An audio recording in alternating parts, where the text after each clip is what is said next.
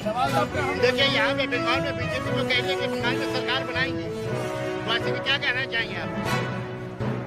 का बात बेबुनियाद होता है और वो आज का झूठा नहीं है। हम आपको झूठ बोलते हैं 100-200 आदमी से। नरेंद्र मोदी और उसका प्रत्याशी देश का 125 करोड़ जनता से झूठ बोलता है। आपका क्या नाम है? कहाँ से है आप? आपका जो सवाल था बीजेपी जो बोली सरकार बनाएंगे, उसके लिए एक छोटा सा जवाब है हम तृणमूल कांग्रेस के वर्कर और सपोर्टर के लिए कि अब की बार 200 पार, अब की बार 200 जाएगा दीदी का सरकार, अब की बार 200 पार, अब की बार 200 पार।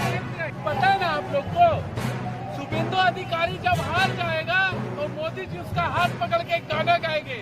पता है क्या कौन गाना? क्या गाना? वो गाना का बोल ऐसा होगा, नहीं, ये गाना का बोल ऐसा होगा कि अब थक चुके ये कदम, चल घर चले मेरे दम। जावेद खान कितने वोट से जीतेंगे यहाँ?